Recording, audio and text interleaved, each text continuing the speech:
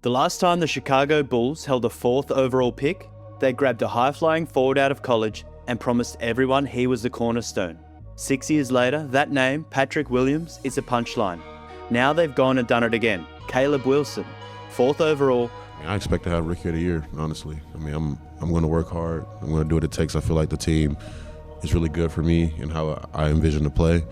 And I know I'm a hard worker, so whatever I need to fix it and work on throughout the season and before the season, I'm going to work on it so I can be a great player. Freshman forward, one of the best athletes in the entire class. Same setup, right? This is a video about why it isn't, and why the difference has nothing to do with the player and everything to do with who picked him. If you're a Chicago Bulls fan, you already know the drill. Every summer, somebody tells you this is the year it changes. New rotation, new energy, same 40-win purgatory. So if you rolled your eyes at this title, I don't blame you, but here's why this offseason is different from every false alarm before it. The Bulls didn't just change the roster, they changed everyone who builds the roster. The front office is gone, the coach is gone, and the guy now running the whole thing is getting rave reviews, with an enviable scouting portfolio that includes Dyson Daniels at number 8, Trey Murphy III at number 17, and Herb Jones in the second round at number 35, all before he ever got to Chicago. Think about what that actually means.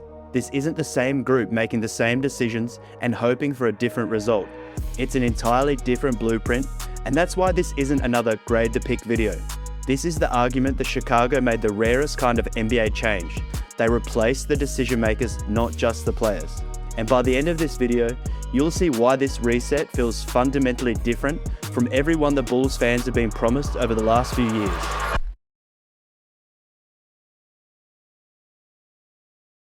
The people who started this turnaround are the same people who got the team into the mess in the first place. The last time Chicago won more than 41 games was in the 21-22 season. Billy Donovan's second year on the bench and Arturas Karnisovas' second of running the front office. It was also the last time the Bulls made the playoffs, and for a while it looked promising. In came DeMar DeRozan, Alex Caruso and Lonzo Ball. A magical 26-10 start, a level of defense you probably weren't supposed to be able to play with Nikola Vucevic, Zach LaVine and DeRozan in key roles, but they were there. And as it turned out, the whole thing hinged on the health of Lonzo Ball's knee. When Lonzo went down, so did the Bulls. They haven't won more than 40 games since, 4 straight seasons stuck in the one place you never want to be in the NBA, the treadmill of mediocrity. Not good enough to compete for a real playoff spot, not bad enough to have a legit shot and an elite talent in the draft.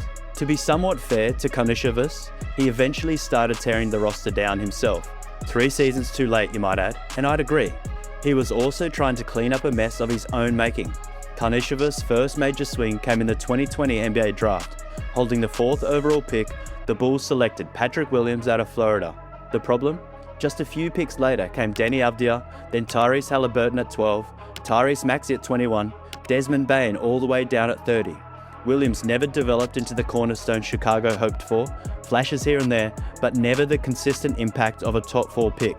And despite that, the Bulls doubled down in the summer of 24, handing him a 5-year, $90 million extension, a decision many fans simply couldn't understand. Then there was the Nikola Vucevic trade. In 2021, Karnisovas decided to speed things up. Chicago sent its 2018 7th overall pick, Wendell Carter Jr., along with 2 future first-round picks to Orlando for veteran center Nikola Vucevic, hoping to fast-track the Bulls back into contention. Vucevic had productive stretches in Chicago, but surrendering that much draft capital and later followed it up with a sizable extension remains one of the defining criticisms of Karnisovas' tenure. Eventually though, reality caught up. The Bulls became one of the busiest teams in the league before February's trade deadline, completely reshaping the roster in just a matter of days. Out went leading scorer Kobe White, Vucevic, key rotation pieces Ayo Dosunmu and Kevin Huerter, along with former first-round picks Dalen Terry and Julian Phillips. In came a wave of younger talent, Jaden Ivey, Rob Dillingham, Colin Sexton, Anthony Simons, Leonard Miller, Nick Richards, Gershon Yabusele, and 9 second-round picks. That's a lot of guards. Granted, Ivey isn't even with the team anymore after a bizarre sequence involving his health and controversy surrounding his anti-LGBTQ remarks. But even if you try to set that aside, Dillingham, Sexton, and Simons overlap quite a bit stylistically. Still, there was finally a clear direction. Chicago had begun moving away from the Zach LaVine, DeMar DeRozan era when Josh Giddey arrived in exchange for Alex Caruso. But the deadline was different. This was a teardown. Notably, the Bulls didn't receive a single first-round pick in any of those deals. Karnisovas defended the approach and insisted he didn't regret waiting until now to fully embrace a rebuild. The irony. For years, he had downplayed the value of capital, particularly second-round picks. Then, almost overnight, he acknowledged that draft picks are currency, a realization many Bulls fans felt had arrived years too late. Apparently, people higher up in the organization felt the same way. In early April, with 4 games left in the regular season, the Bulls fired both Karnisovas and general manager Mark Eversley. That, more than anything, showed how frustrated ownership had become. The Reinsdorf family has owned the Bulls since 1985 and has long been regarded as one of the NBA's most hands-off ownership groups, preferring to let basketball operations run themselves. This time, they stepped in, and just a couple of weeks later, they found themselves without a head coach too. The Bulls made it clear they wanted to keep Billy Donovan. They said as much in the statement after the front office shakeup. Donovan had other ideas. After 6 seasons, he decided to step away. For a brief moment, Chicago felt like a franchise without a direction or a leader. That feeling didn't last long.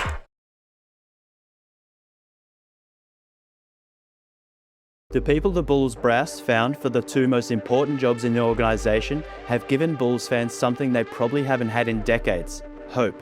If you ask Bulls CEO Michael Reinsdorf, it took him about 2 minutes to know he had found his next top basketball executive. The night before Bryson Graham's official interview, the two met for dinner in Chicago. Reinsdorf has since said that almost immediately he knew Bryson just had that presence about him. And the interesting part? That wasn't an isolated reaction. Everywhere Graham went, people seemed to arrive at the same conclusion. Persistent knee injuries cut his playing career short at Texas A&M, but they also revealed something else. His coaches quickly realized Graham's value extended well beyond the hardwood. Even as a young player, he had a maturity that stood out. Alright, quick time out. And only if you've got the means and you can keep it responsible. This one's brought to you by PrizePicks, America's #1 sportsbook app. The World Cup's underway and we're getting locked in. Messi's out there doing GOAT things, Haaland's bullying entire backlines, Harry Kane showing why he's one of the best strikers in football. For today's picks, I'm taking Vinicius Jr. over on a goal or assist, and Erling Haaland over on goals. And it's genuinely dead simple. You pick more or less on a couple of stats and lock it in. PrizePicks is available in most states, including California, Texas, and Florida. Use code HMA, play $5 and get 50 in lineups to start. Link in the description. Let's go. His NBA career began at the very bottom with the New Orleans Hornets. He did whatever the organization needed. Unpacking boxes, picking up lunch, handling cleaning duties. Whatever the job was, he did it. Then came his first big break. Head coach Monty Williams wanted Graham around so badly that he promoted him to video coordinator despite Graham having no previous experience in the role. From there, the climb never really stopped. As Graham worked his way through New Orleans' front office, his reputation only continued to grow. When David Griffin took over basketball operations and began evaluating the staff he had inherited, one name kept surfacing: Bryson Graham. It didn't take Griffin long to understand why. He promoted Graham, kept him close, and eventually relied on him as one of his most trusted basketball minds, and the results spoke for themselves. By the time Chicago came calling, Graham had already earned league-wide recognition as one of basketball's sharpest talent evaluators. He spent the previous 2 seasons as general manager in New Orleans and then senior vice president of basketball operations in Atlanta. But titles only tell part of the story. Now, every executive says they're good at finding players. The difference is Graham had the resume to back it up. Even before becoming general manager, he carried real influence in New Orleans basketball operations. David Griffin has said Graham effectively ran the Pelicans draft room, even while Trajan Langdon held the GM title. Then came his 1 season in Atlanta, where he helped build a Hawks roster that immediately looked stronger. One of the moves he's credited with played a key role in Atlanta fleecing his former team, New Orleans, in a banger of a trade last summer. When the Bulls announced Graham's hiring, they highlighted the players Graham helped uncover further down the board: Nickeil Alexander-Walker, Trey Murphy III, Herb Jones, Najee Marshall, Jose Alvarado, and Dyson Daniels. Of that entire group, only Daniels was a lottery pick. The rest came in the middle of the first round, the second round, or weren't drafted at all. Finding stars is valuable. Finding contributors where everyone else is looking past them, that's how organizations stay good for a long time.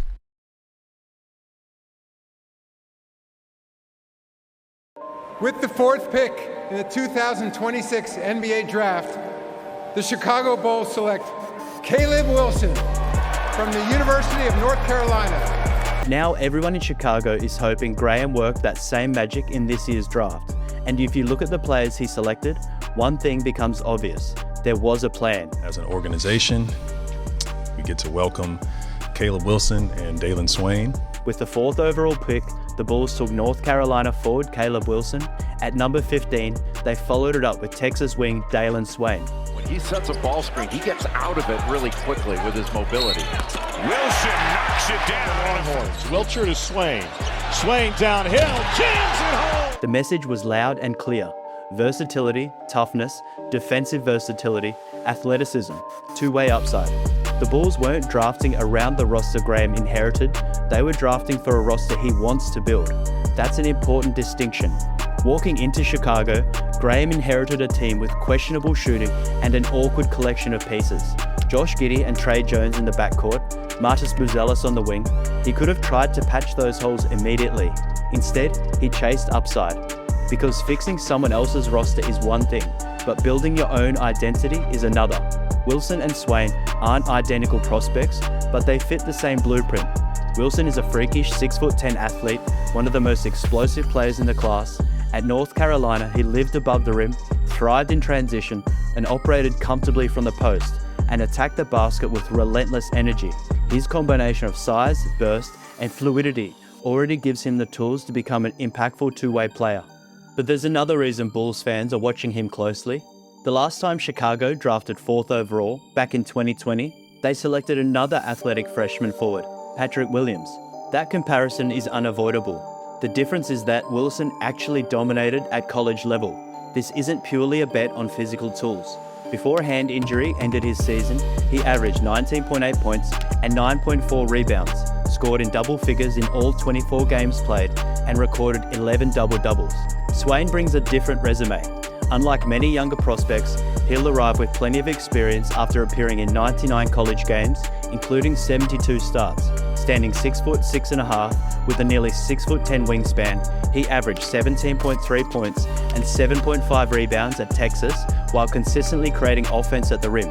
His profile is exactly what winning teams covet: a wing who can defend multiple positions, pressure the basket, handle the ball when needed, and impact games without needing plays called for him. There were plenty of intriguing names still available when Chicago picked him. Bulls fans have seen this movie before. Back in 2018, Gar Forman locked into Chandler Hutchinson at number 22 while passing on a long list of future contributors, including local product Jalen Brunson, who went 11 picks later. Graham doesn't face the same pressure. A rebuilding front office is naturally given more room for error. Still, the quicker these picks hit, the quicker Chicago gets back to meaningful basketball. And Graham has already shown exactly what kind of roster he wants. After adding 6'11" center Nick Claxton in a 3-team trade, Graham doubled down by drafting Caleb Wilson and Dalen Swain.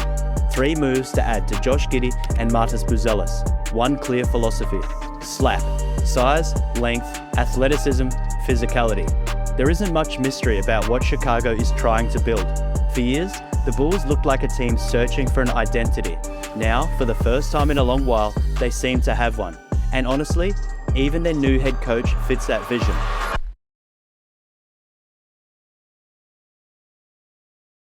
In mid-June, Chicago hired 6'11" former NBA center Tiago Splitter to lead the team. Splitter arrived after spending the previous season in Portland, where he took over as an interim head coach after Chauncey Billups' arrest.